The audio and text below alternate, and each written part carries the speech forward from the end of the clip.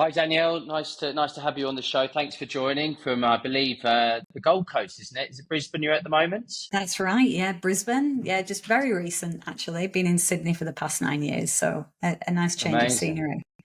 amazing. I mean, I know it's your evening there now, I believe. So thanks for joining so late. How's Of your day course. been? Has it been good? It's been great, very productive today. Thanks, Simon. Yeah, I managed to get a statement of work out the door, which was great. Brilliant. Uh, yeah, Well, look, we're really excited to have you on with us today on the Pod Leaders, brought to you thanks. by Thornton Gregory. I guess like the premise of the podcast and the Pod Leaders series is to try and get industry and thought leaders from the SaaS sort of software and MarTech space, share some of their wisdom and insights into what I believe and hopefully what everybody listening and seeing the show believes to be pretty hard hitting topics. I guess with that in mind, I wanted to kind of do another episode around sort of sales enablement and RevOps. I know we actually kicked the series off with one of the contacts that I've got in London, Kunal, who talks a little bit about sales enablement. But I just thought that this area of the market is like ever changing, really super vibrant. And especially with your kind of amazing experience in the space and also the kind of location that you spent the last 10 years, you could give an incredible different perspective to not just sales enablement, obviously the journey that you've been in and that, but also around the RevOps space. And what I'm personally seeing is companies that really get those two kind of disciplines and business units right are seeing some amazing results. And just to kind of touch upon some of those, and I'm sure we'll cover them in much more detail around staff retention, ultimately shorter sales cycles, sales productivity, better businesses and more money, more ARR, right, flowing into those companies. So, I mean, to quantify that, I did a little bit of research before this, which you'll be pleased to hear, right? And I saw that companies that kind of invest in RevOps saw 10 to 20% increase in sales productivity. Okay, that's just one of the pieces that I saw. And also, amazingly, companies that deployed RevOps grew 3 times faster than companies that didn't. Right. On top of that, on the enablement side, Gartner indicated, or from their findings, saw that the budgets for sales enablement were going to increase by 50%. And also, to my point, and hopefully this is good news for you, Danielle, the amount of job titles that came up around VP of Revenue Operations grew by 300% on LinkedIn. So obviously, there's big demand for people like yourself, and obviously the topic in general is increasing interest and momentum. So I guess alongside all of those sort of compelling stats, I guess on a personal level, I've got to know Danielle over the last 12, 18 months. I think she's just got such a cool story to bring to this episode. Fellow Brit, moved across, and I'm sure she'll tell us a little bit about that. But she's always been really, really great fun to talk to, and even with the kind of slightly difficult time differences, always full of energy and great to sort of chat to and stuff. So I guess without sort of further ado, I just wanted to kind of maybe jump into the questions, if that's okay with you, Danielle. Oh, yeah, go ahead. Thanks for the intro, Simon. It's very nice of me to say. No problem at all. No problem. Okay. Well, look, I mean, for the people that don't know you, I guess what would be really interesting is just to share a little bit about your story, please. A little bit about, what maybe broader career, and also what brought you into the sales and enablement and RevOps space, please. Sure, yeah, it's a long story, so I'll give you the trimmed down version. I suppose for me, I have grown up in sales. I've done every role possible in sales, from cold calling with the yellow pages, showing my age a bit, right the way through to complex technology solution sales, sales management.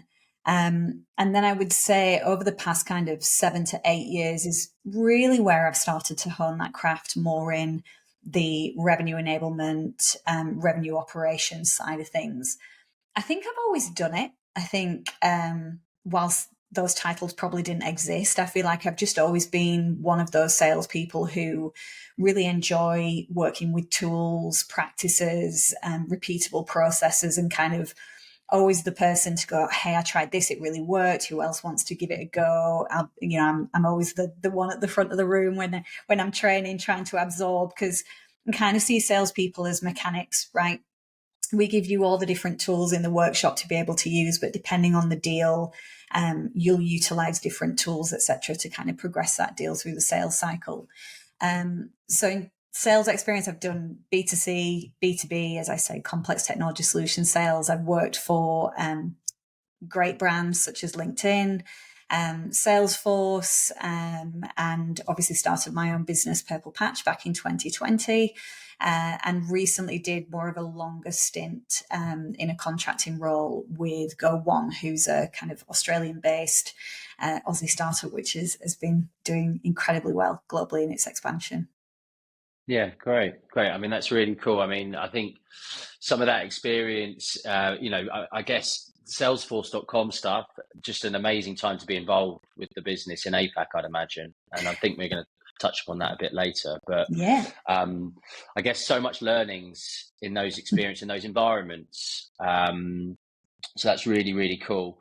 And before that, I think, I saw on your background, you set up a couple of companies, I think, or like a company in the wealth, is it the wealth management yeah, space? absolutely, yeah. So I kind of worked in wealth management. That's one of the areas that I got involved in, and myself and my business partner basically created a solution for investors, well, actually for wealth managers, to be able to offer additional services outside of just placing investments.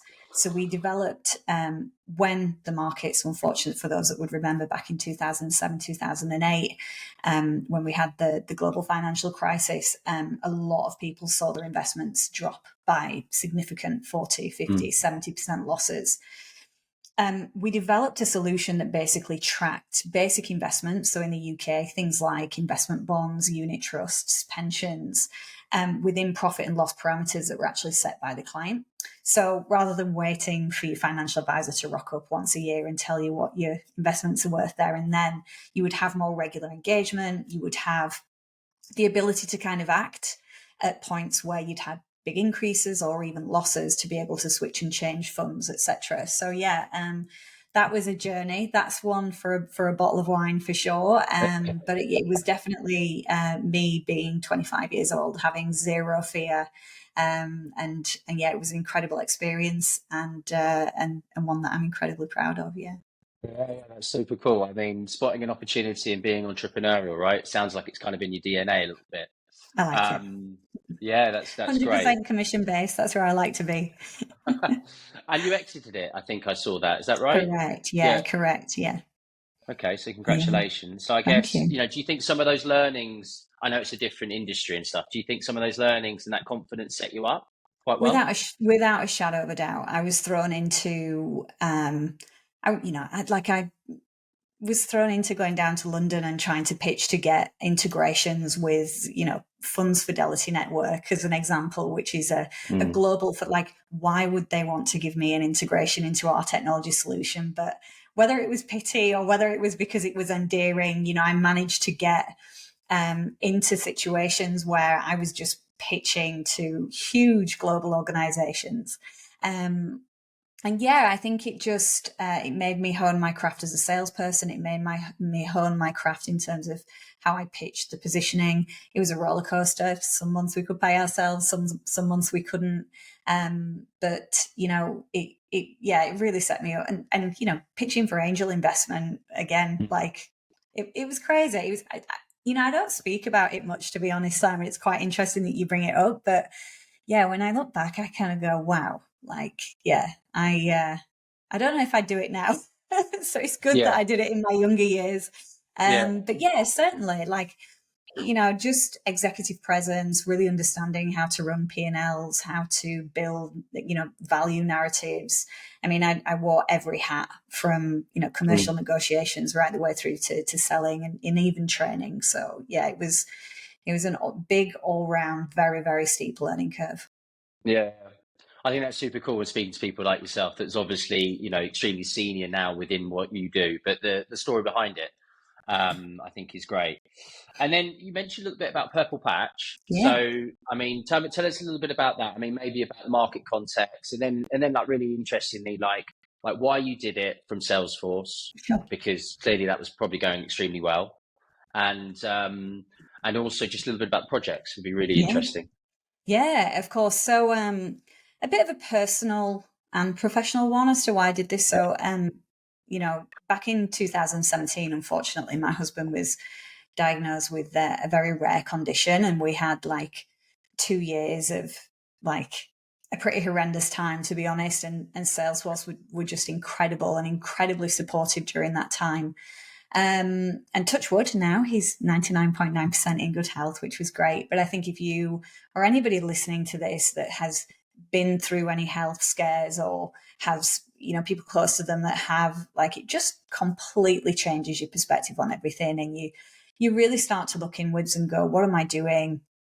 Am I enjoying what I'm doing? Where do I want to be in the next 3 to 5 years? Like, what really matters? And my career at Salesforce was incredible. I love Salesforce. I'm a huge advocate for Salesforce and all of its technology, and I still consult in a lot of its technology.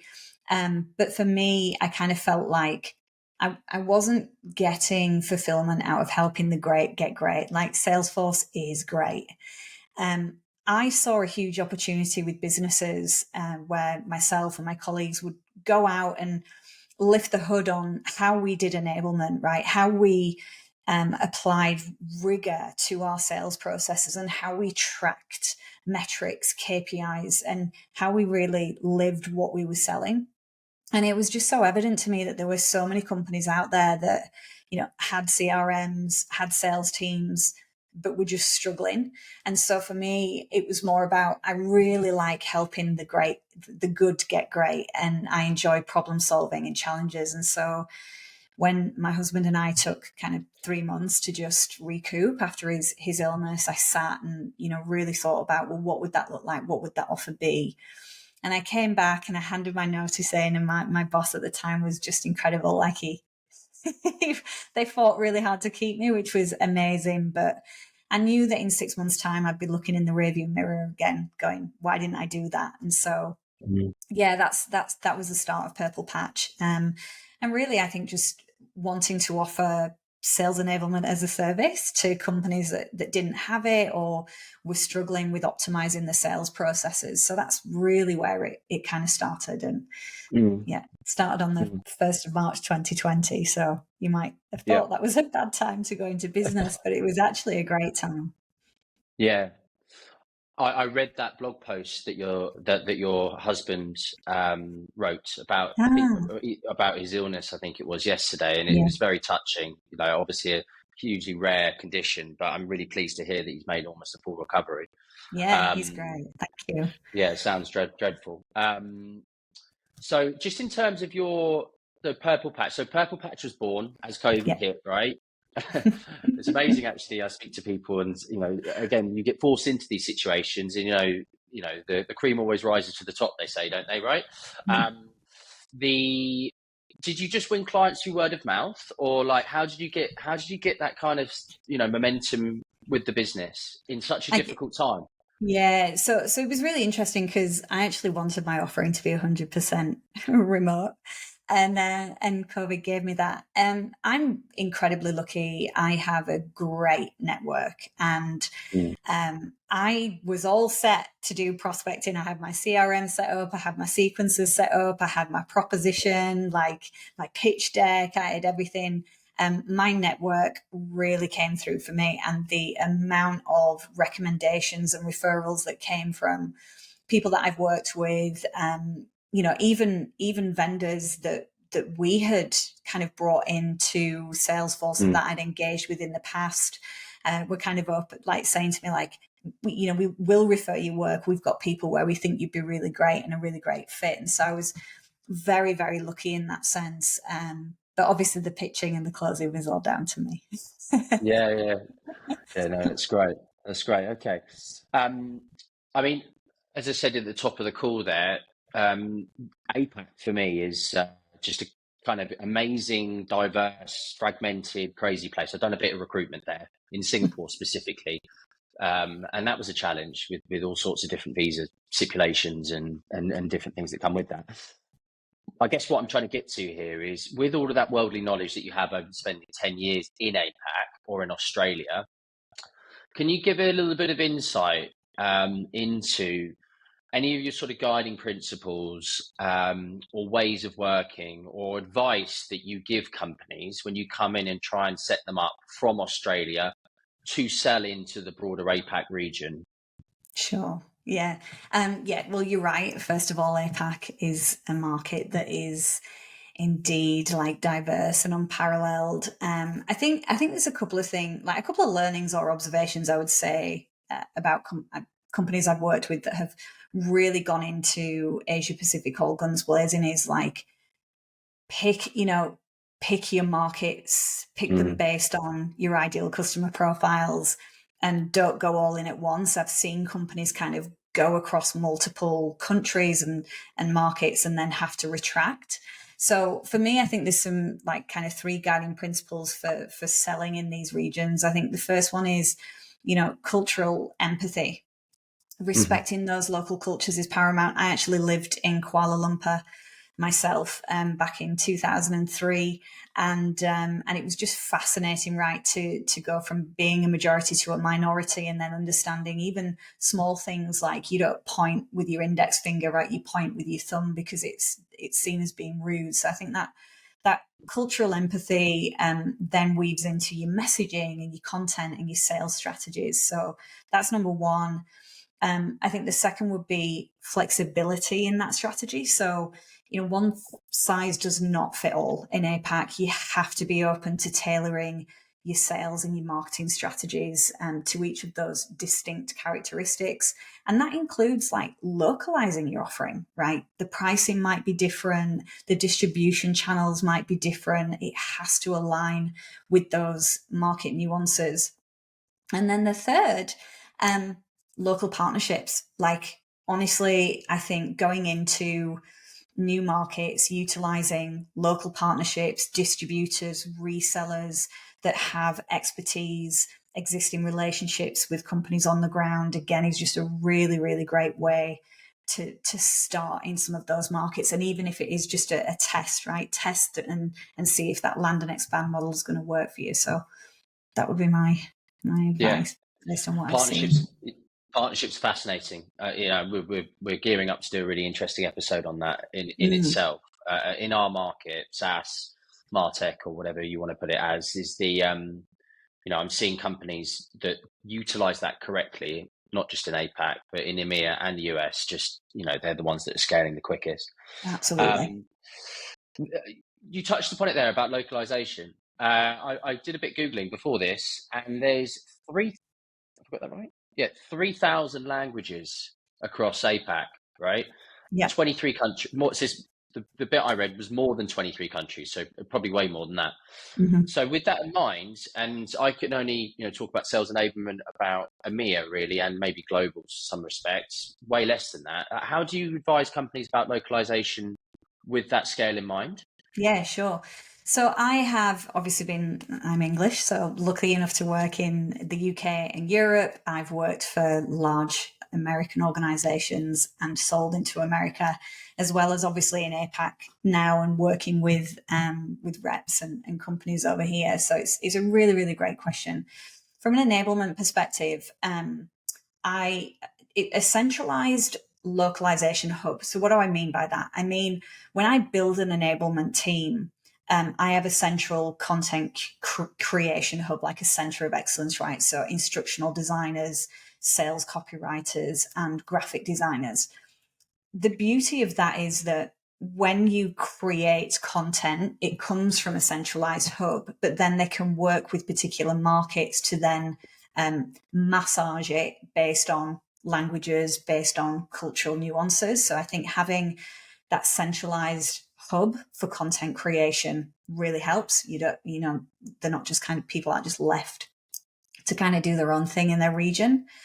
The second is like what I would call modular approaches. So when you create your content, you build it in modules so that it's like picking something off the shelf and then customizing it and changing it instead of it just being this big, long, drawn out learning path and things like that. So that really helps when a region says we need a little bit more help on, as an example, objection handling. Great, let's pull out the objection handling module. Let's go through it together. Let's start applying some of the more localized changes that you might want to bring to this or add to this or change, etc.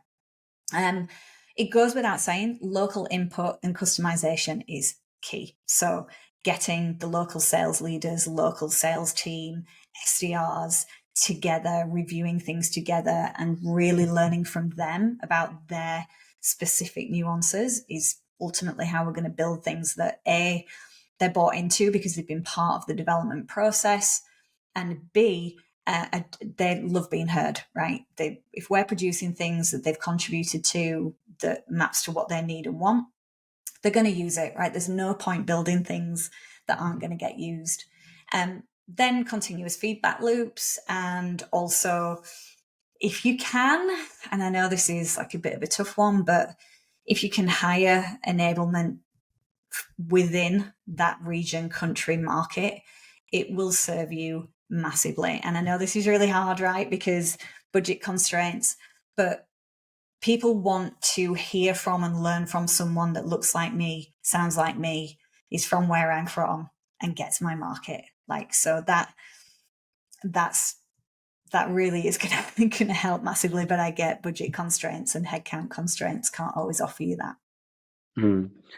And just a follow-up question to that is it literally organizing almost little focus groups, or Yeah. how do you collect all of that lovely, rich information from the teams? Is it almost a manual process, or do you use a tool to do that, or? No, so it's people, it's focus groups, it's feedback sessions, it's Okay. all of those things. Yeah, it's even. I mean, a lot of it is test and learn, right? So take this, run with this, record you doing the pitch with the customer. It's just test and learn, test and learn, test and learn. Mm. So yeah, very, very manual, very manual. Do you have, in terms of how you set your businesses up, do you have certain cadence around those sessions, or is it just whenever you see there to be like ad hoc problems around objection handling, for example? Like how do you structure that?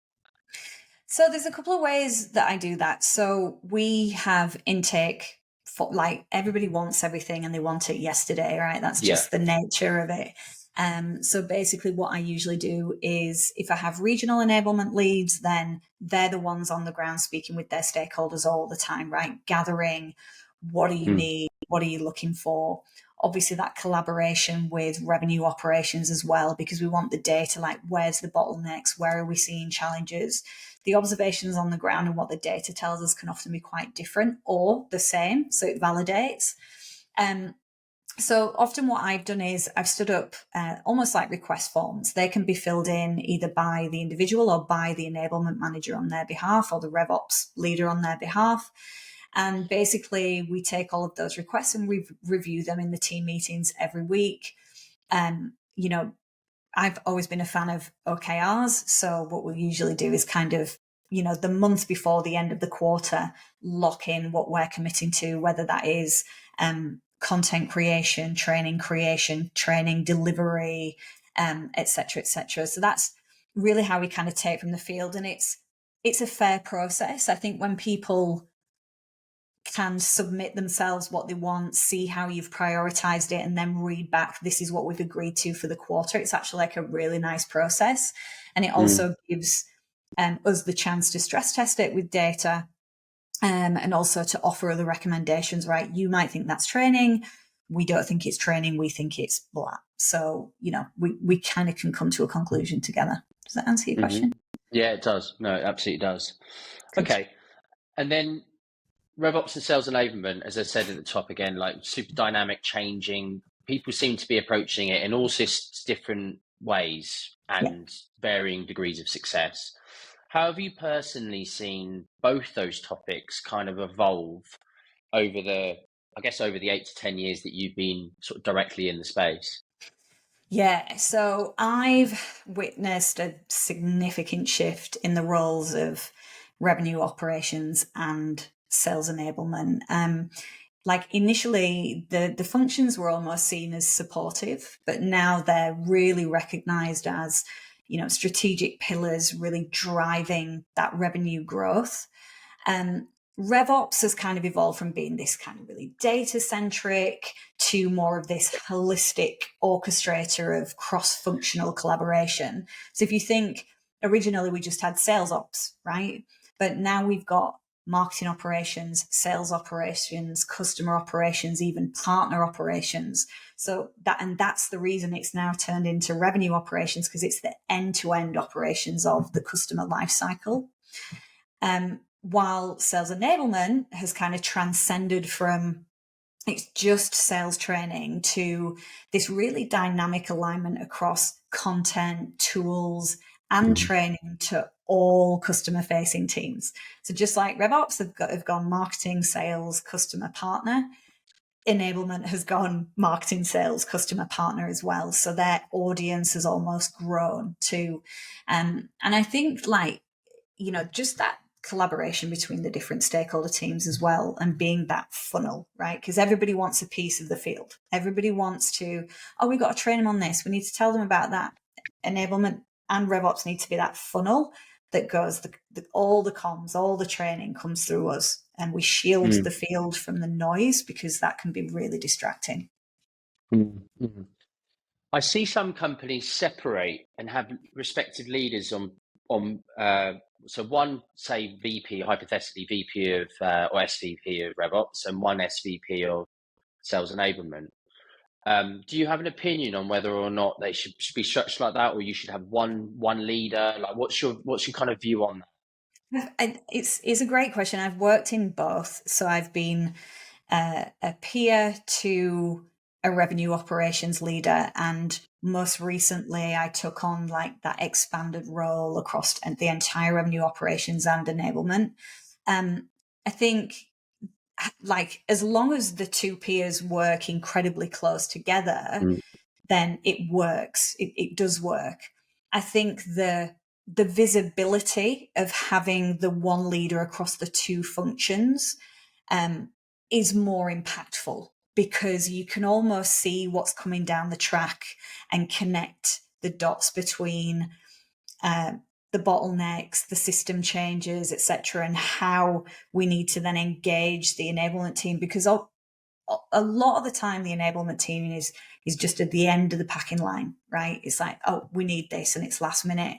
But I do think there is a huge amount of benefit in the joint planning and joint perspective of revenue ops and RevOps and enablement kind of as the one. I would say I definitely felt like we achieve more and faster by doing it that way. That's just my perspective. That's like an interesting way of positioning it at the end of the packing line, because going back to my point, the companies that do this the best are companies that aren't looking at this as just a quick fix, tactical, kind of plaster over stuff. It's like a methodical, well thought through 6, 12, 18 months in advance strategic operation. But yeah, I totally agree with that. And again, the best companies see it that way, and almost the right hand man or lady to CSO, CRO. Yeah. It's becoming. Absolutely. Probably leads me into, or a nice segue into the next question. Maybe I've answered it myself, but what are the most common mistakes, that you see companies, whether you be advising them on short-term contracts, turnaround, builds, whatever, or even in the LinkedIns and Salesforces of the world or others? Be really interested to get your perspective on that. Sure. Okay. Most common mistakes, I think, insufficient alignment. Now, the story used to be insufficient alignment between sales and marketing, right? That's always been like the long drawn out story. But actually now I think you can plug in RevOps. So insufficient alignment between revenue operations, sales, and marketing. And also I think one leader. So I'm sure you are seeing this already. I think there is a big shift in having CMO, CSO, or chief customer officer, or chief revenue officer. It's almost as if we're having that CXO across the two, which drives the commercial strategy, and then marketing and sales and revenue operations plug into that. Siloed efforts just hinder growth. Like, everybody's doing the right things that they're deemed to be the right thing.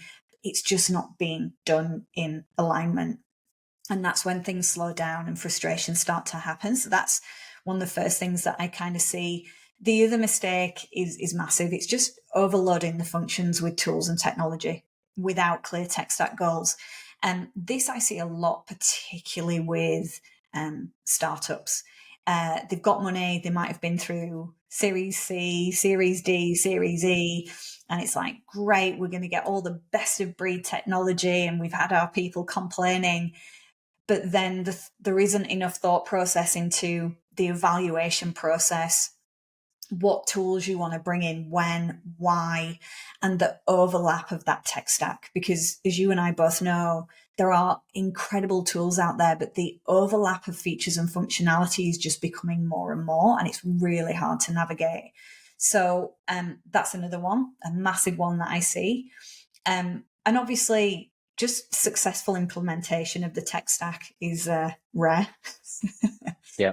And just like the other thing I see people do a lot, which is fascinating to me in the world that we live in, is just throwing headcount at problems. Instead of going, well, how can we solve this with technology and having a bit more of a system first mentality? It still baffles me to this day. Like, I don't know, like we just, throwing headcount at problems, like it's fascinating. Mm-hmm. Revenue intelligence and sales enablement, just from a recruitment perspective, a huge high growth area, seismic, and just trying to think some of the other, like Gong, they're just huge success stories, right? And that's just to name a couple. So I completely get it. And it's funny you mentioned that about the overlap. Is that like, because somebody else said that to me the other day when we were talking about something slightly different, but is that quite an internal bureaucratic minefield sometimes, Oh, God, yeah. contractually, or priorities, and, or even like, some reps love working off certain things and have a strong opinion and some don't. But what's your take on all that? Yeah, it can be all of those things.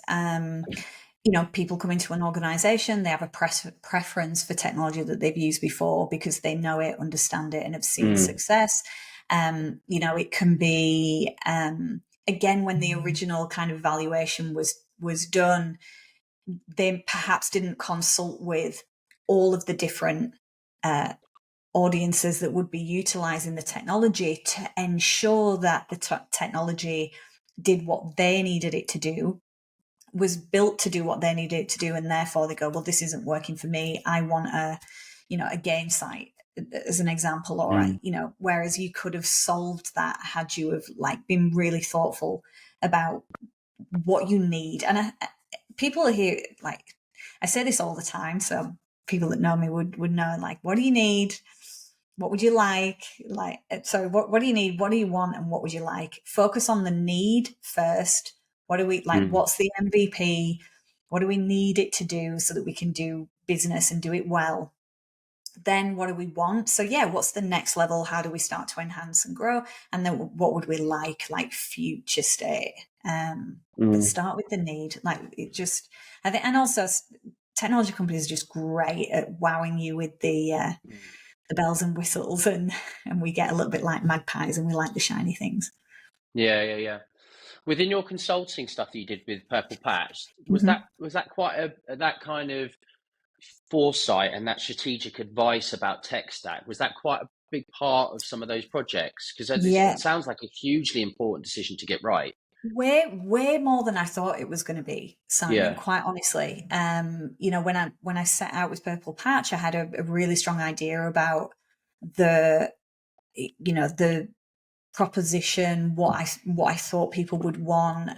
And I think possibly COVID played into this a little bit. When people were all of a sudden working from home and and not in the office, people all of a sudden wanted their systems to be working. They wanted to understand what people were doing. They wanted the updates to be in one place. They wanted to know how to use the technology to sell in a virtual environment. And so, the really fascinating for me that, a lot of it came more down to the processes, the rigor, the technology than ever before. And it's interesting because I don't code. I'm more of a solutioner. So I will get in and break the systems. I will document end to end what everything does. I look at sales processes, how we can enhance opportunity flows, lead flows, things like that, and work with the technical people to kind of build it. Yeah. Okay. That's really cool. Probably a little bit biased to Salesforce because of your lovely experience there, but what technologies, Salesforce CRM apart, what technologies are absolute must-haves for any early, like when you've got into these companies, you must have Yeah, seen, or you must have gone in and gone, come on guys, you've got to get this in place because it does X. yeah, Be interesting to just understand if there's any, and I'm not saying any of this stuff is a silver bullet, right? And it's all probably specific to their stage and setup, blah, blah, blah. But can you give us a little bit of insight into what you see has really worked or some examples? sure, absolutely. So yes, a fit for purpose CRM, absolutely. And I say fit for purpose because Salesforce might not be a fit for Okay. purpose. It might be out of your budget right now, So a fit for purpose CRM is an absolute must have, obviously, to track all of your lead flows, your opportunity flows, and naturally that customer data as well. So that's number one.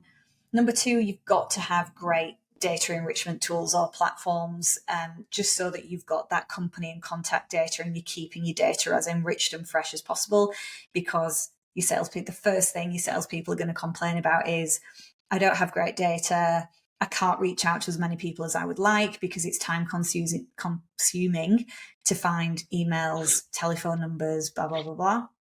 The third would be some sort of sales outreach or sales execution platform that could be out of your CRM, or it could be like a sales loft or an outreach, so that you can actually speed up your prospecting or client management utilizing, sequences and campaigns and things like that. And then the final one, which some people might find a bit controversial for like a must-have early stage company, but that conversation intelligence, like your Gongs, your Claris, your Zoom IQ, I would say is actually more critical for an early stage business, because you are testing your product, testing your solution, testing how you sell. The ability to actually listen to, I have listened to thousands of hours of calls, and it's actually something that I do in my consulting is I sit and I listen to how they sell, how they pitch, how the prospects react, the language that they use. And I tell you what, that is going to help you to continue to build your narrative in the future and to make sure that what your people are saying is actually landing at the other end. So they'd kind of be my foremost. Especially in a remote setting, I would Yeah. imagine. I mean, Oh yeah. they've got, again, recruitment context, sat in an office in Soho or Old Street, where I was before, listening to everybody. You don't have that anymore, right? You don't have somebody tapping on the shoulder going, I might probably positioned it like this or said it like this, or you shouldn't have said that. That kind of osmosis is no longer there, is it? So there's no hiding when you can listen back to these things. Correct. It's frightening. I think, Simon, it's probably, you raise it, but it's actually quite frightening to me. And I think this is probably one of the biggest areas that enablement has to get right, is how you onboard people fast in a hybrid and sometimes 100% remote environment. When you're not learning through osmosis, you're, like I said, I've worked in sales my entire life. I've spent my entire career verbatim repeating what I've heard other people say, because that's how I learned, being pulled into meetings that were just off the cuff, like overhearing conversations. yeah, it's and for new people stepping into a sales career, like if you don't have that exposure to people and that coaching and course correction, yeah, I think it could be quite a lonely place. Yeah, yeah. Enablement, I think, is almost their Northern Star, isn't it? With the more junior staff, especially. I mean, there's such a divide in the market at the moment. Huge benefits for remote working. I've got a young family. Being here. Which I wouldn't necessarily be, and others are sure the same. But I do feel as well for the younger people that sometimes maybe need the arm around them and taking them for a half a pint of beer at lunch and saying everything's going to be Absolutely. okay. Yeah. The data enrichment stuff. Mm. Um, regionally is a different answer, right? Mm. Because I think Zoom Info is great in the US. What do you see works really well in APAC? Is there a particular brand that you'd Yeah. recommend?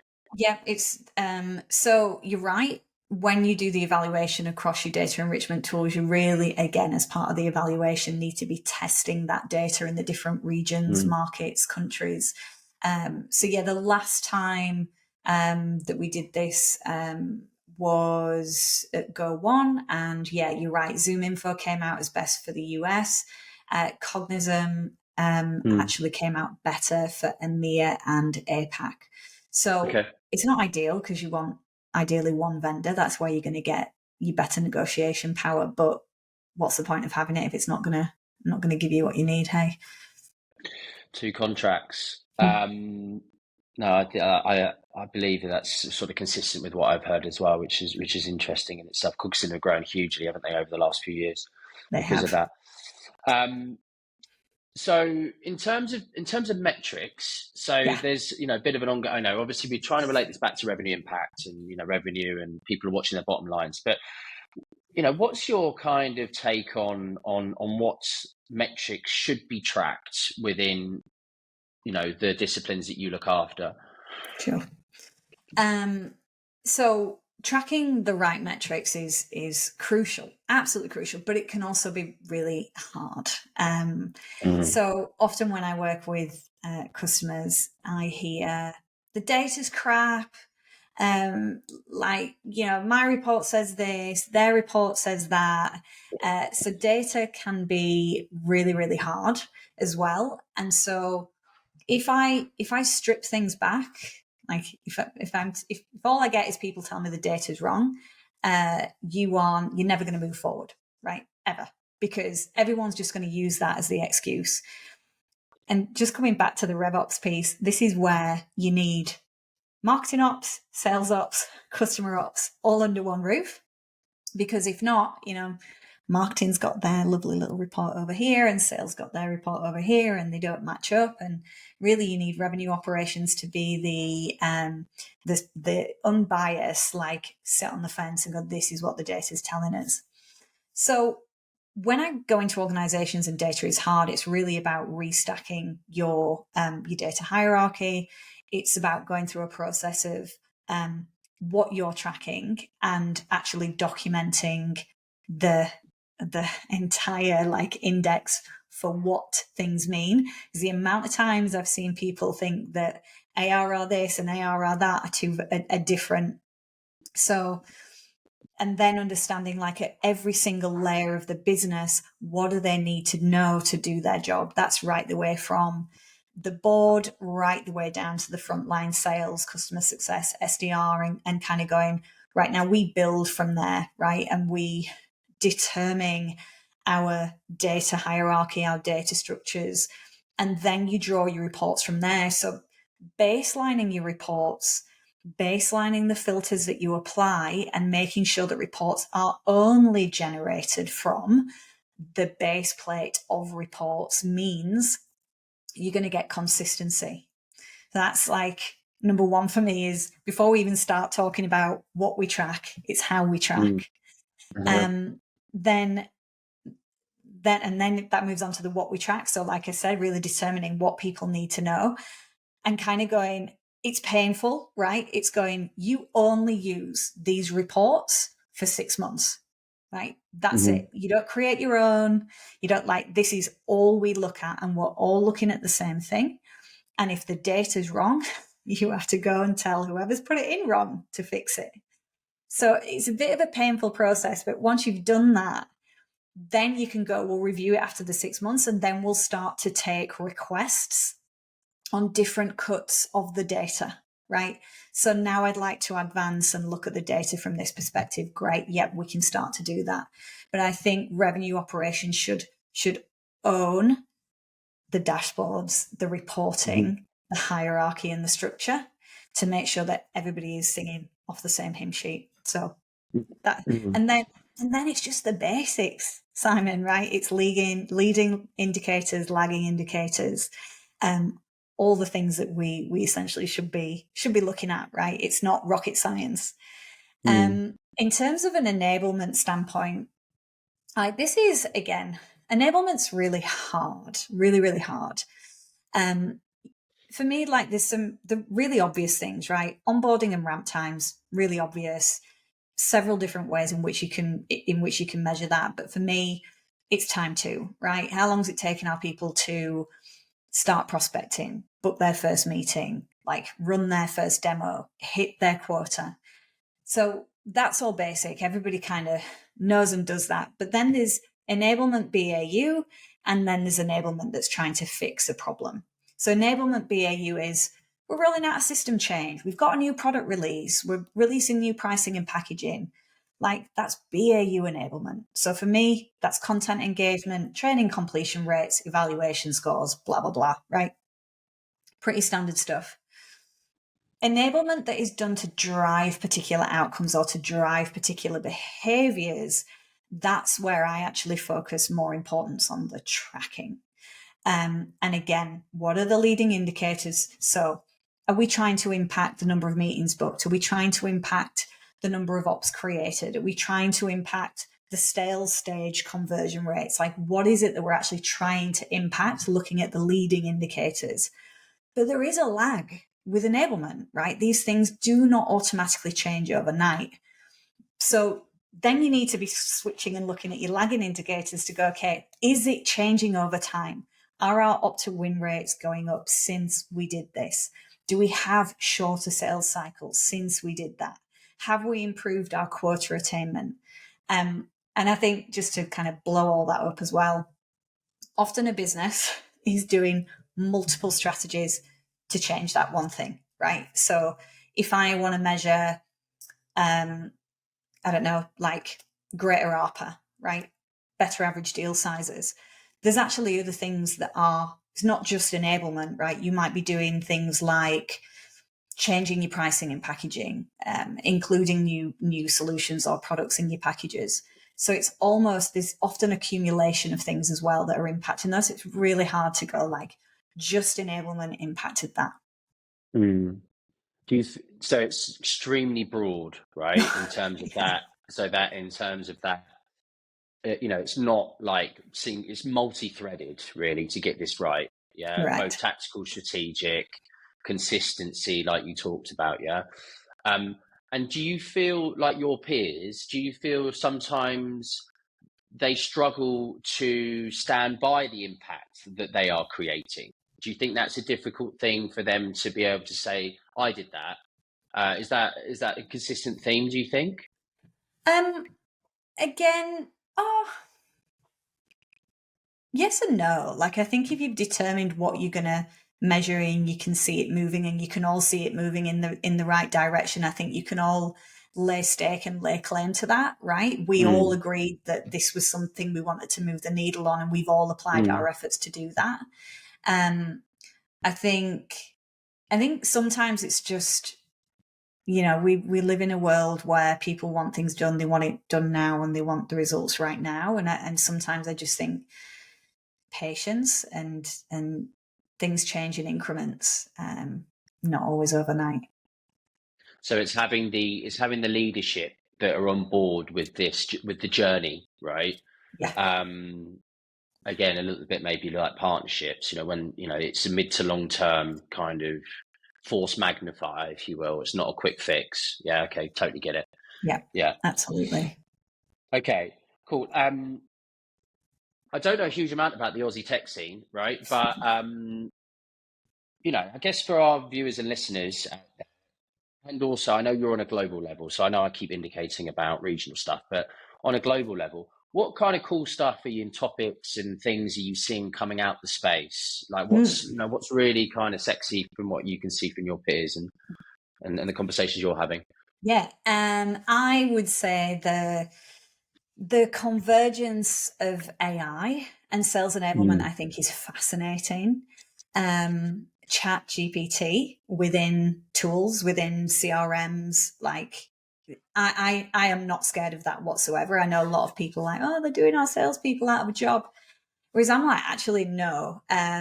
What do we want in the sales pipeline? We want warm prospects, right? And I think having tools that can do a lot of that pragmatic research for you and formulate messaging that would take you 30 minutes to research and then pull together in the space of minutes or even seconds is only going to help to get you like more volume, warmer leads into your pipeline. And salespeople are best like when they're in the sales cycle, right? So that's really exciting to me. Predictive analytics, that's just getting better and better. But again, it depends on your data and how good it is, garbage in, garbage out, and all that. Chatbots, particularly in sales support and things like that.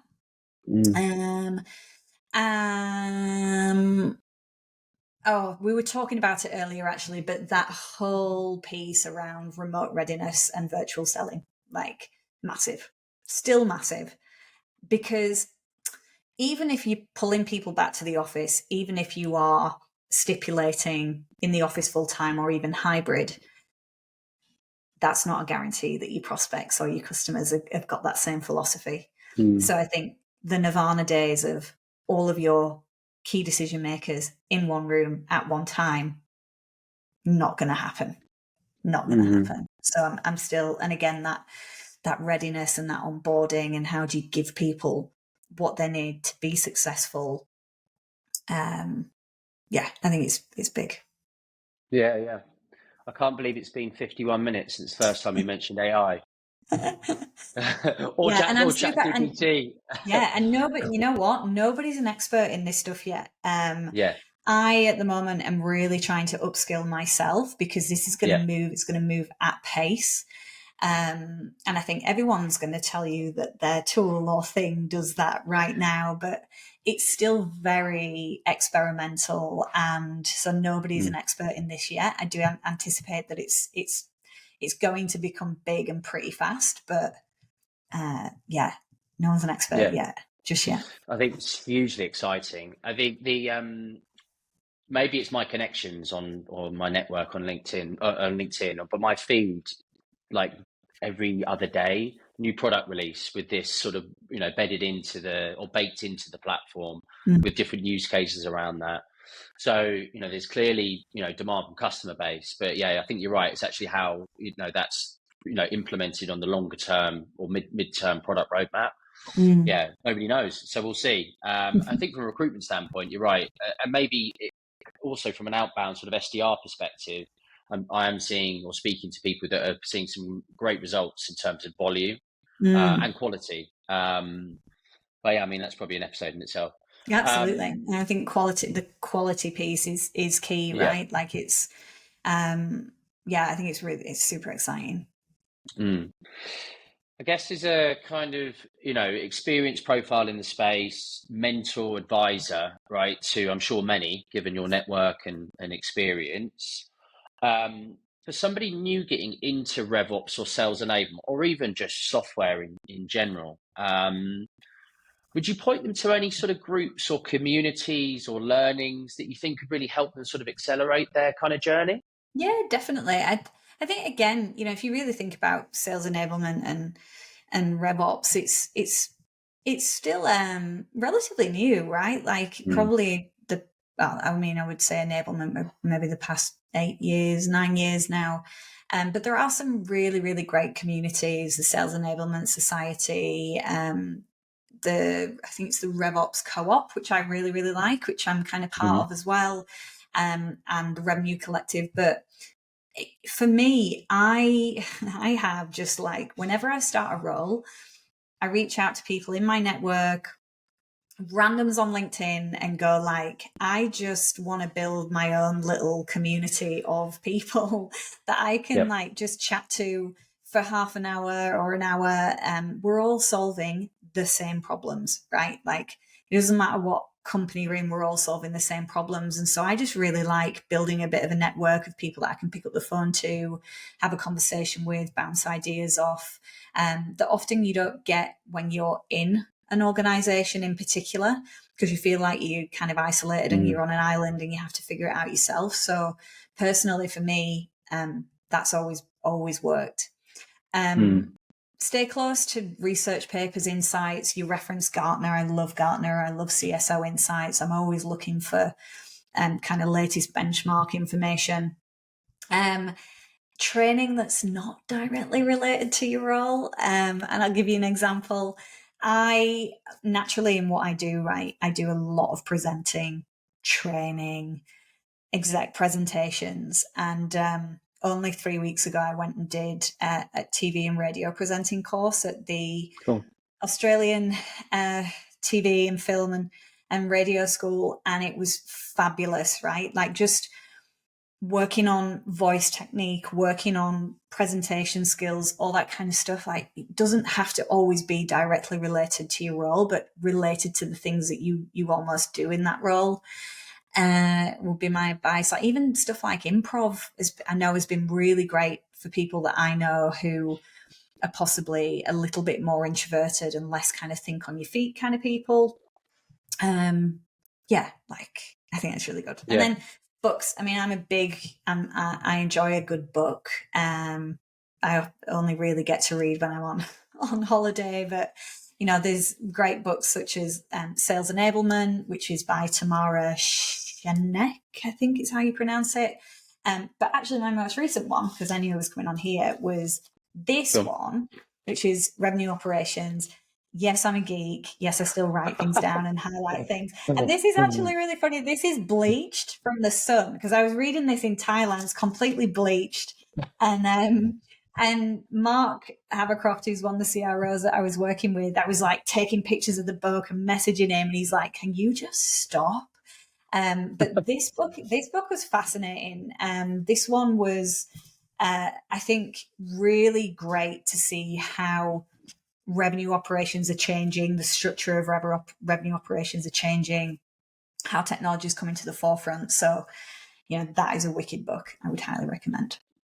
The way that our summer's going, there's no worries that it's going to be bleached our way. So yeah, you're kind of you're underestimating how nice that is. Yeah, it's I've heard from my family up north that it's been a bit of a rainy one.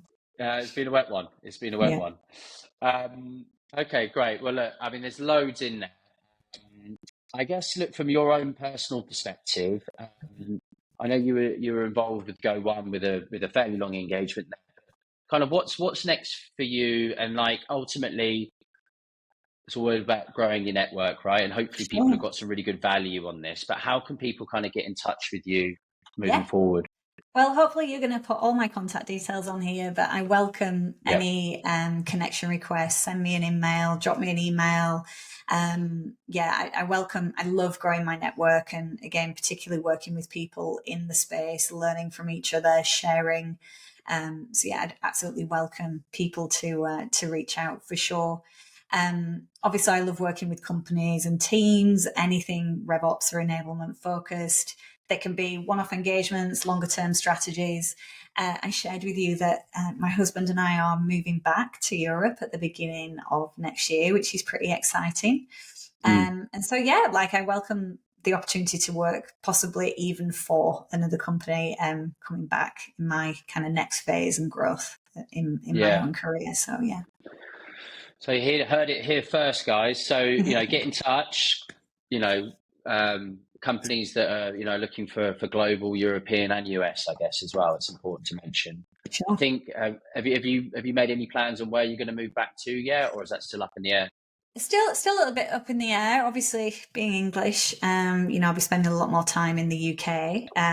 But my dream has always been to. I'm half Portuguese, half English, so the dream of kind of living and moving to Lisbon is very very much the real one that I think we're gonna move forward with. Sounds amazing. Sounds Yeah, absolutely amazing. I desperate to go actually to Lisbon. I've heard great things. yeah, it's beautiful. Um, I'm biased, but it's beautiful. but yeah, we absolutely, when we get this all posted and live, we'll make sure that all your details are there. So it'd be really easy for people to reach out directly, or ultimately, if you want to get in touch with me, I can put you in touch directly with Danielle. It's no worries. Great. Thank you very much for all of that. Look, just as always, we've got a little bit of fun just to finish. Okay. These are quick fire questions, and first thing that comes into your head needs to be the answer. So let's not have loads of deliberation, right? So no Oh, this pressure. isn't how it works, Simon. But okay, let's go. Okay, cool. Right. Without further ado, favorite piece of tech or app you're using personally now? Blinkist. Oh, I don't know that one. Okay. I'm guessing maybe from the headphones, but iOS or Android? iOS. Okay, cool. Night at the disco or night at the restaurant? Ooh, I love a disco. Yeah, give me a mirror Okay, ball. cool. Okay, cool. Favorite food? Ah, my favorite food would have to be Indian food for sure. Oh, lovely. Okay. British Wait, Indian. okay. So sort of takeaway, we're talking? Yeah, no, in the restaurant definitely. Then sat down. I want to Yeah. smell of curry as I leave the restaurant. Okay, cool. Very authentic. Okay. Favorite movie? Shawshank Redemption. Had that a couple of times. Okay. Favorite place that you've been on holiday or visited? Lisbon, Portugal. Okay, cool. Oh, What and is your Egypt. guilty? Actually, Egypt. Phenomenal. All Egypt, right. amazing. Anywhere specifically in Egypt? I did a Nile cruise. I was a bit of a geek at school and I really enjoyed Egyptian history lessons. And Hmm. it is just, yeah, so you basically just get off every day. You start your tours at 5 a.m. because obviously it's too hot by 12. And Mm. it's just phenomenal to see, like, Mm. the ingenuity. Yeah, it was amazing. Cool. What's your guilty pleasure? Oh, goodness me. Just watching the old Sex and the City on repeat, like just picking Okay. random episodes. And Yeah. yeah, that's definitely my guilty pleasure. Okay. If you had one superpower, what would it be and why? To be able to speak many, many, many different languages. My dad speaks 7 languages. Um, I never lived with my dad. My parents separated when I was young, so I never got to learn. And I get so envious when he's just conversing with different people in different languages. And I just think it's an incredible business skill to have as well. Yeah, totally. Completely empathise with that. But just about speak English. Yeah. Yeah, German would be very, very useful. What, just interestingly, 7 languages. So Yeah.